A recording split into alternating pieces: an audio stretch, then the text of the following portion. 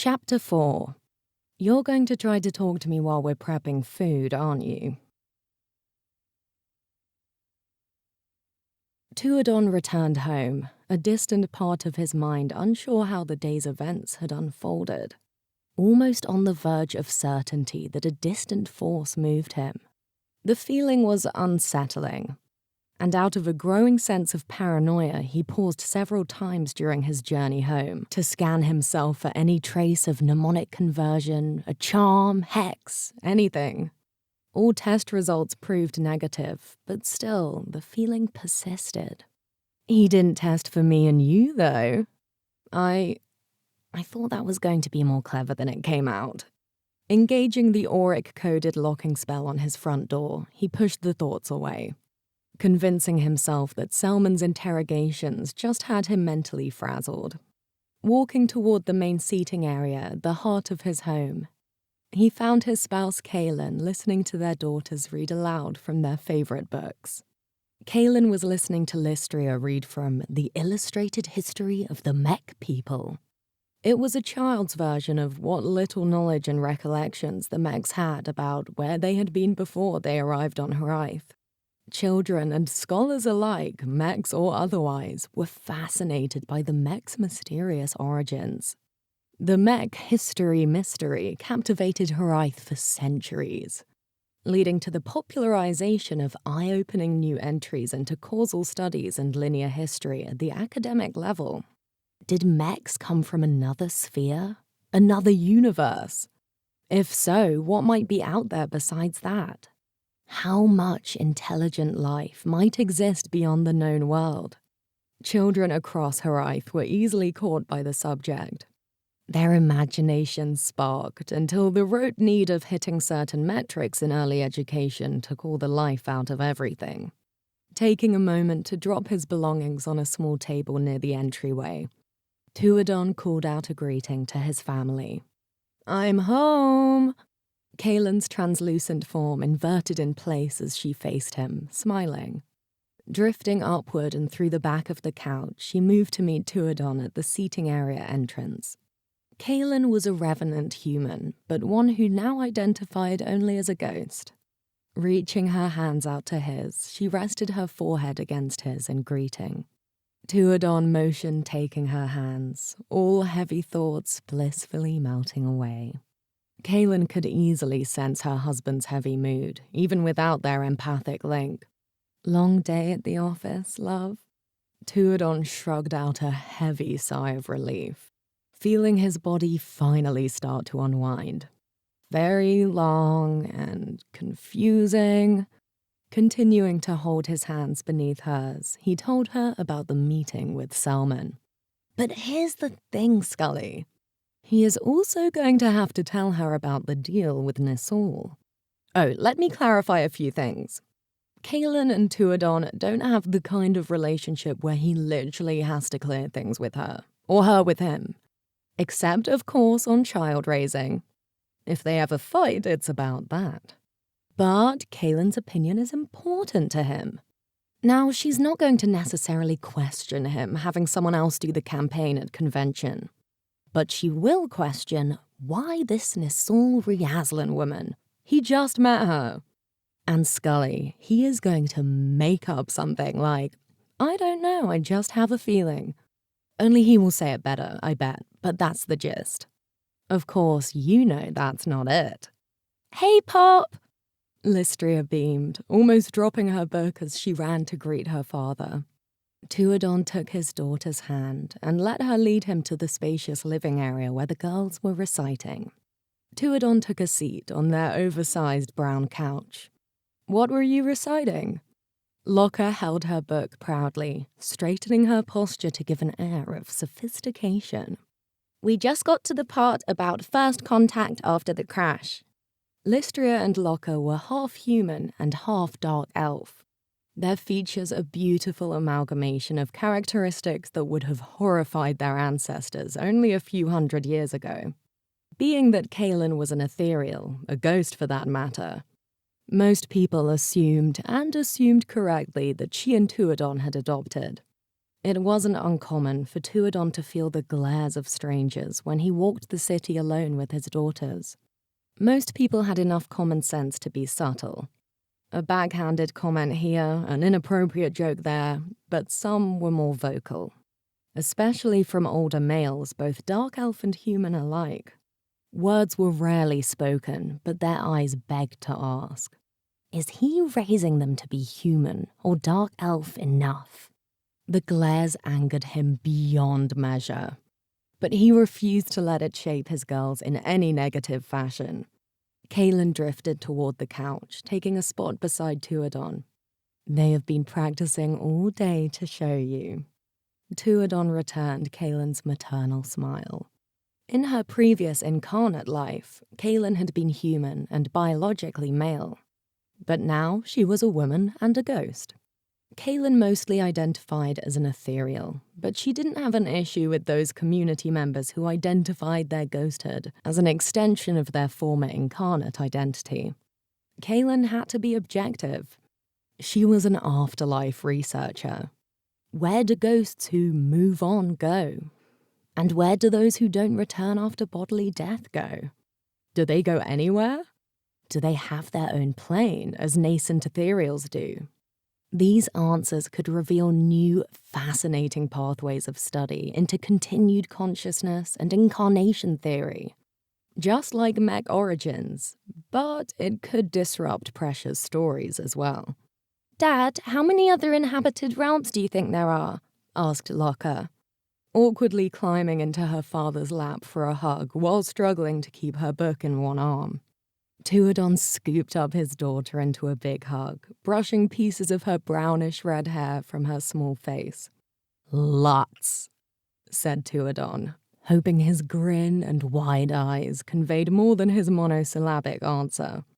"Dad's going to a new realm next week," said Kaelin, attempting to smooth Locke's forever tousled hair with one hand. "Really?" asked Lystria, taking a spot on the floor between her mother and father. "No," said Tuadon. "Well, yes, I'm traveling, but not to another realm, just out of the city. I am going to the Marches, where the All Flags Brigade are stationed for the unknown Revenant's arrival." "The Lich Lord?" asked Locke, her eyes wide with curiosity. "Honey, we don't know they is the Lich Lord, or even if there is a Lich Lord. But yes, some people are calling the being the Lich Lord," said Kaelin patiently. "Your father is going with his new writer friend. He's a journalist," Tuadon elaborated. "He is doing a story on the launch of 5i. And he knows how everyone in the guild really wants to get the social metaphoring right. So he invited me to go and see life outside the city." "Where the bigots live," said Lystria with typical adolescent nonchalance. "Honey, where did you get the idea that everyone who lives outside the city is a bigot?" asked Kaelin, gentle concern growing in her voice as she stroked her daughter's hair. "From you and Dad," Lystria continued matter-of-factly.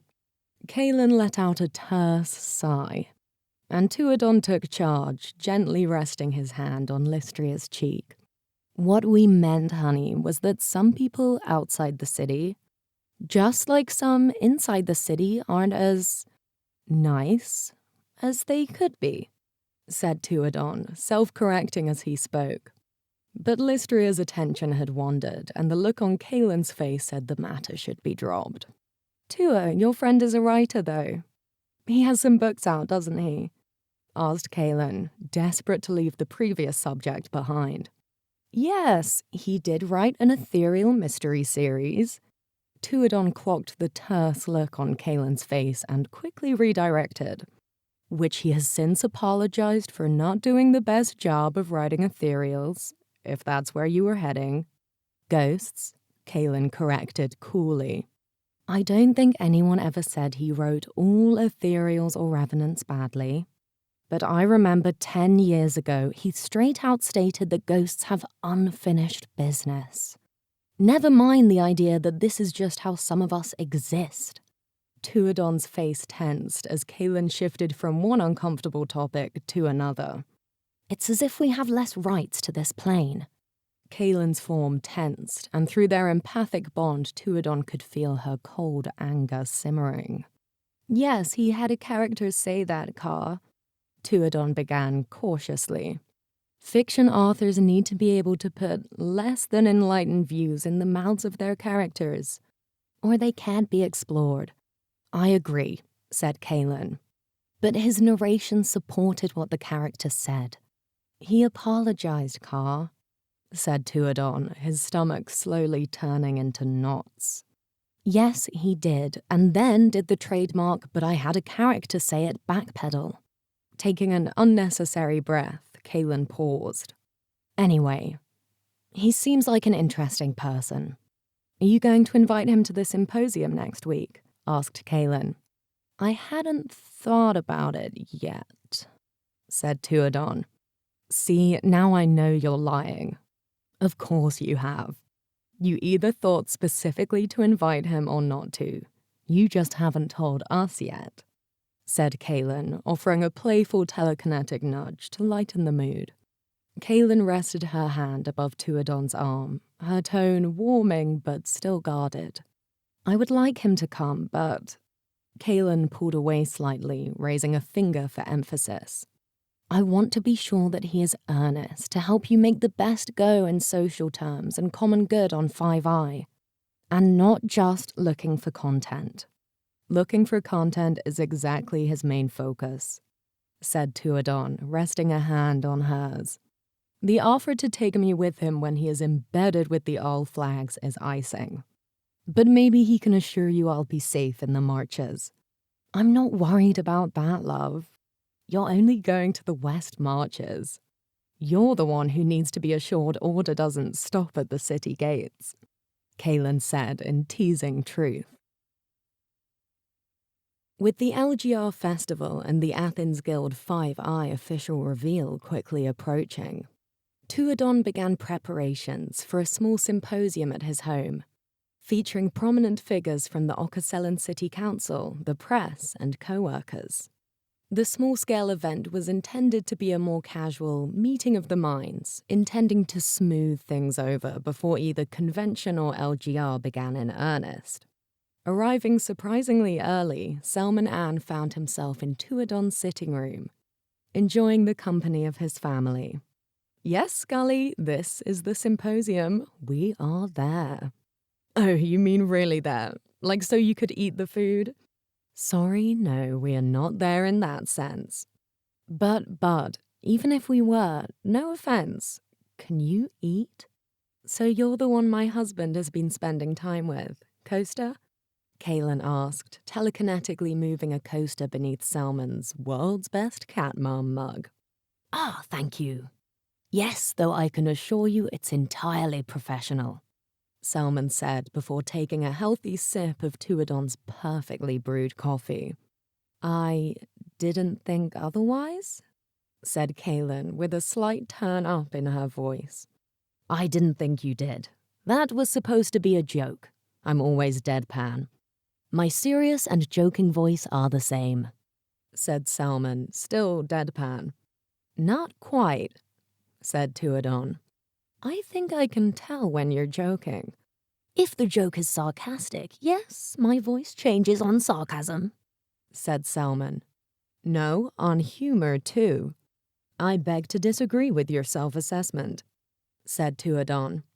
Selman seemed offended, or some junior cousin of offended, by Tuadon's estimate of Selman's voice inflections as a questionable self-assessment, not merely a statement. So, in what capacity have you come early to the symposium, Mr. Ann?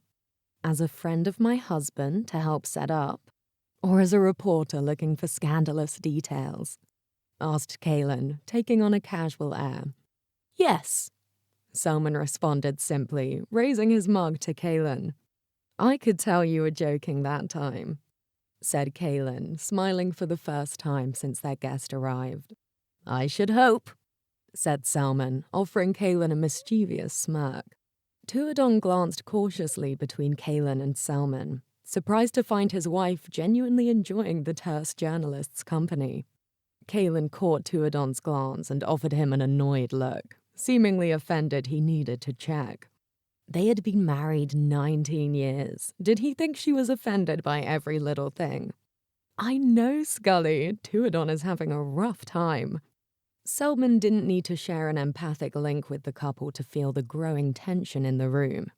Attempting to clear the energy, he looked through the sitting room's large bay window where the girls were quietly sitting on the ground chatting with each other, with meta-scrolls open on the terracotta tiles around them. Are they playing 4-Eye, or are you letting them play 5-Eye?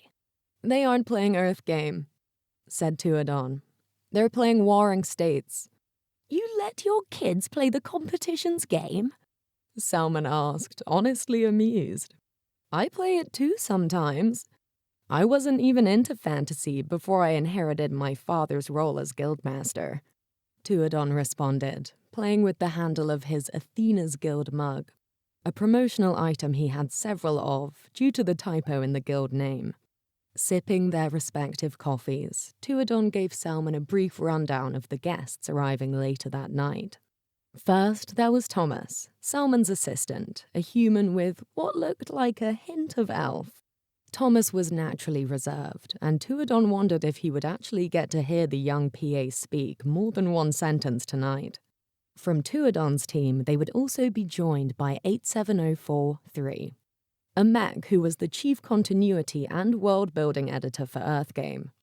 8 didn't like to talk about its life outside of work, and Tuadon warned Selman that 8 would be forever on about pop culture, meta-commentary about media, and commentary about other people's comments. Despite his warning, Tuadon was sure Selman would bring up Earthgame anyway, just to see 8's reaction, and was a little worried 8 might test Selman's resolve. Selman's normal interrogation tactics would prove useless against 8's superior synthetic processes. But it would be fun to watch the tenacious journalist try. Unofficially representing the LGR committee would be Shan, a ghost who would also be watching the kids and pop in occasionally to participate. Kaelin warned Selman that Shan could be easily offended if one presumed she identified as being LGR. Shan was an ethereal and was an elven ghost, but did not identify as a revenant. Just as an elf, and regularly worked as a go-between with the LGR committee and other cultural groups. The irony was not lost on Selman. Shan's identity was hers, and hers alone to claim. But Kaelin felt Shan led with this more than she needed to. There were so many more points of interest to Shan than an identity construction. She had been, both as a corporeal and later in the ethereal phase of her life, to all 6 continents of Haraith. She had been, while incarnate, inside the mech mothership when it landed before it blew up. She was a writer who had that rare talent all writers think they have, but few do. That is to be able to read a selection of their work aloud and make it enjoyable to those present. She'd seen The Great Entropy, and she could tell a joke in narrative form. And her voice inflection could make a long telling worth it. She was sociality incarnate in her own identity. But sometimes, in Kaelin's mind, she was so damned identity-ish. Rounding out the guest list was the true dark horse of the evening that gave Tuadon pause. Bastwick Else. For an elected official, Bastwick appeared incredibly tone-deaf and had single-handedly ruined various community functions, with his antics regarding specific communities attempting to mesh with the rest of Occasellan society at large. This ability was almost too effective to be the result of sheer ineptitude. And with LGR only a short time away, it would be better to meet with the councilman sooner rather than later. Scully, can you remember being called upon in school to do a math problem for the whole class by the teacher? A math problem you clearly knew how to do, but could not, as the teacher is standing there and directly inviting the other pupils to scrutinize you? One might say Bastwick radiated that in everything. He even made you feel that way about your chewing and how you were holding your body. Tuadon found his conversations with Selman exhausting. They challenged him, which was something he told himself was good. But the whole problem was that he needed to tell himself that it was good. In his marrow, he didn't like it and was hoping tonight's symposium would correct that. The symposium was intended to bridge gaps, cultural and otherwise. Through lots of group conversations, moving around and working the room, and with luck, avoid one of Selman's acerbic interrogations entirely. But somehow, he and Selman were in the kitchen now, prepping the food trays with Kaylin, Shan, and the kids mostly out of earshot. Shan, always wanting to be in the thickest parts of any social gathering, regardless of scale, had arrived shortly after Selman and was currently busying herself with doing the twins' hair while gossiping with Kaylin. "So," said Selman, letting the "oh" trail off as he looked at Tuadon expectantly. The word "so" Tuadon was learning was Selman Ann's early warning bell that a conversation which would not be just philosophy and pie was coming. Tuadon had stopped using that phrase. He thought it sounded overly elvish and presumptuous. I actually think it's fun, but I don't make Tuadon's speech choices for him. Here Selman paused. He had reached the point where he did give a damn about his friendship with Tuadon. So he had to find softer words than what might have followed his "so" with someone else. "You and Kaylin, being part of the Occasellan community is very real for you. Not just an appearance. It's very real and very fantastic," said Selman. Tuadon knew something that wasn't but, although it may as well be, was coming. Something that was a contrast or a course change from the prior thought. What makes a guy like you, an elf who maybe doesn't have everything but does have a good life, do all this? Selman motioned to their surroundings with a small nod, his hands busy arranging the vegetables onto trays that Tuadon had cut. You could just donate to charities and use the guild and the brand to support causes. But you sit on these committees, are going with me to the marches, and making snack trays. Do you mean what in my nature, or what happened that I do this?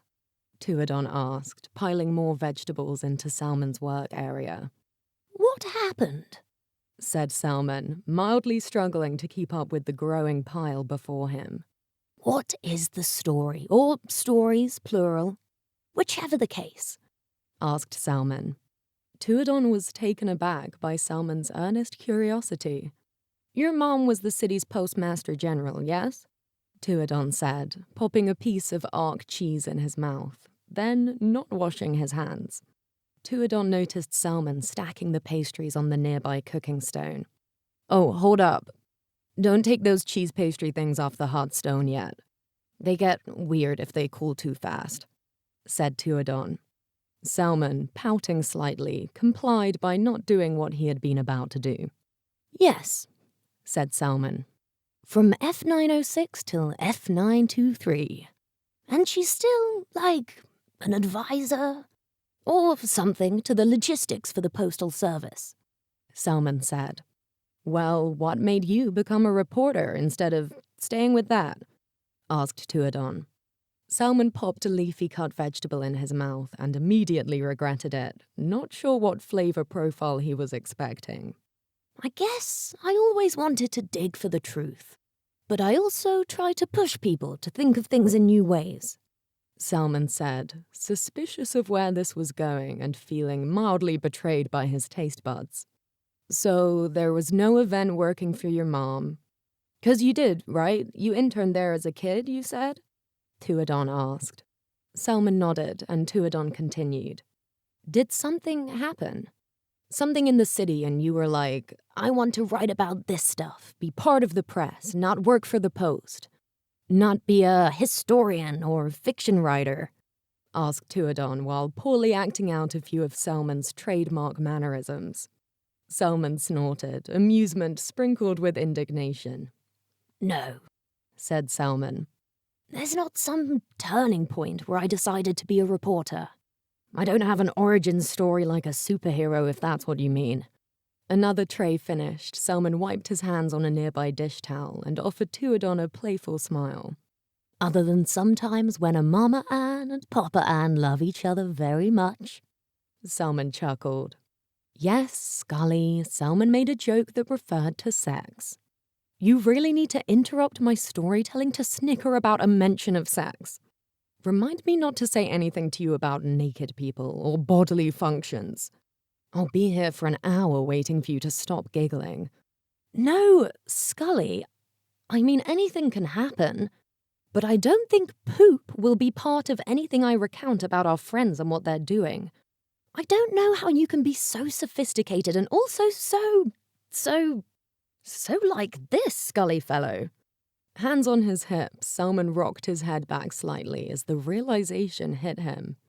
Oh, I see what you did. So you're asking why I would presume you have some transformative event that shapes you, when I have no such one myself, said Selman in one of his attempts to make over-verbosity sound like wit. That, Tuadon said, staccato for effect, is exactly what I'm saying. Very good, sir. Selman smiled and offered a light bow. You called me out and were right to do so. We'll drink to that later, 'cause I cannot start drinking this early. You're a bad drunk? Asked Tuadon, offering Selman a cut cheese cube. Selman popped the small morsel in his mouth, barely taking time to chew before swallowing it. Do you want to see me with even less of a filter than I have now? Asked Selman, shooting Tuadon another mischievous grin. Thomas and 8 were the last to arrive. Shortly after Selman and Tuadon had arranged the trays in the living room. And now we're talking about the latest Immerse view in the Steelheart series. A very dramatized period piece about a fictional mech trying to make it in the early days of Okasela. It was a series everyone loved, but knew was wrong in a sense, as all the characters were far too modern. But they were talking about how the latest vignette ended in a way no one saw coming, other than anyone who regularly wrote, watched, played, or read anything, who would have seen the ending coming 10 minutes into the meta viewing. Yeah, you and I are both good at guessing endings, Scully. What do you mean at least you are? Bastwick decided to suck the air out of the room now. Quite intentionally, but deftly managed to not directly attack the quality of the show. I wonder if they will make any episodes of that show about the unknown, Bastwick asked. When it was around before.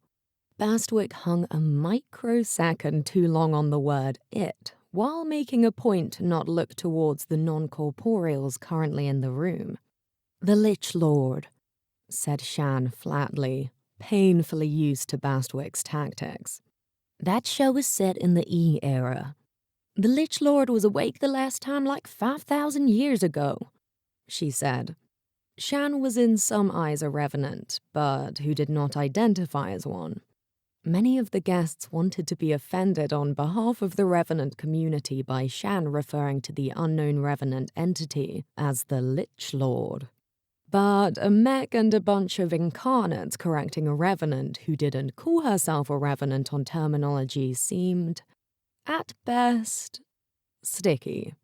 Do you need a history lesson, Bastwick? Shan asked, boldly disregarding the councilman's Okaselan social status. No, just a pop culture lesson. I know very well when the Lich Lord was supposed to have existed. I just don't know about the show, Bastwick said, deftly waving Shan's comment away. Shan continued to dig at him. You wanted to bring it up. You know full well that this show is set after the city was founded, even if you don't know much about it. You were looking for an excuse to interject. Fine. I'll call it the unknown revenant entity since you all cringed when I said Lich Lord. Well, said Bastwick coolly, his words poisonously deliberate. It's just a shame if he does come here. It, said Salmon. Scully, check that. My guy Salmon correcting Bastwick on my pronoun. If it does come here, it will be during the LGR. And some ignorant people might think, depending on what happens, that reflects on the Revenant community, Bastwick said in that particularly pseudo-aggressive manner common to career politicians and late-night news personalities. Aid mimicked a throat-clearing sound for the throat it didn't have. You know, I read it's pretty certain that the unknown is linked to the stories of the Lich Lord. Now, does that make it the Lich Lord? Eye of the beholder, I guess, but Ocasella. We like to pretend we're all above this stuff. Someone will get blamed if it makes some kind of chaos. It might be the Revenants, it might be humans, or elves, or beast folk, if we suspect we can trace its lineage in life. It might be ethereals, revenant or not. If it turns out it isn't or was never material. Tuadon breathed a sigh of relief at Eight's sudden stream of consciousness diatribe. The sheer amount of language left no room for Bastwick to interject, despite several failed attempts. Eight didn't bother waiting for a response from the rest of the room and continued. And my people? Well, it's certainly not a mech. But native inhabitants of Rythe don't need to do much to remind us that this isn't our world. Not the unknown city and time, and this isn't our world. Trust me. I know you hear a lot about native privilege used against mechs, and I don't want to sound like a social board message clip, but it's real, said Eight. Tuadon glanced over to Bastwick, who looked thoroughly deflated, and had resumed sinking into his glass of tea. Of course, Bastwick would be a tea drinker. Of course it is, Eight. You know I have issues with my identity, and people telling me who I am and what I am. But I would never liken what I go through to what a mech does. Even now, in our time, said Shan. It's not a competition, said Kaelin, exasperated, desperately wishing she still had the ability to get drunk. The room went silent. You're right, Kaelin, it is not, said Eight, toasting its glass. The gesture relieved the room a little. Eight, like some mechs, would hold food and drink at a party even though they couldn't eat. But fewer and fewer did it now. After all, vampires weren't expected to hold food, nor ethereals or ghosts. Why should mechs?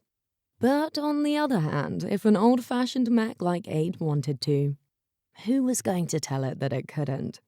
I wouldn't have an issue with you doing it, Scully, but your lack of hands might be problematic. You've got a new song, right, Eight? Asked Kaelin. She felt there was enough of this heaviness and wanted to move their guests towards something lighter.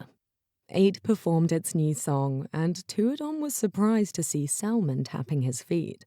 The prior topic was not out of place at the symposium by any means. And before discussing films and books and food trends, the song was a break that was needed. Tuadon and Salmon encouraged a bit of food and drink, but there was a certain heaviness in the air. The LGR festival was being pushed ad nauseum by the media, and people were talking about identity. And on top of that, they were scared. They were scared with what me being up and about might mean. I don't think I'm going to bring harm, and I hope I am not, but no, Scully fellow.